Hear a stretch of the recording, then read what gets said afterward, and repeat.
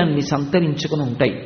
భగవద్గీతలో కృష్ణ పరమాత్మ ఒక మాట చెప్తారు, మన ఏవ మనుష్యాణం కారణం బంధమోక్షయో అంటాడు. అసలు మనుష్యుడు బంధింపబడడానికి కానీ మనుష్యుడు విడుదల పొందడానికి కానీ కారణం ఇది అన్నదానికి ఆయన సిద్ధాంతం చేశాడు. దేని చేత బంధింపబడతాడు, దేని చేత విడుదల పొందుతాడు అంటే మన ఏవ మనుష్యాణం కారణం బంధమోక్షయో, మనసొక్కటే దీనికి కారణము.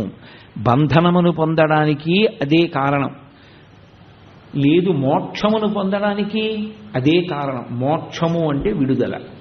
నీకు విడుదల కావాలన్నా ఇవ్వగలిగినది నీ మనస్సే. బంధమునందు పడిపోవాలన్నా అలా చెయ్యగలిగినటువంటిది నీ మనస్సే. ఇప్పుడు ఎవరు చెయ్యాలి?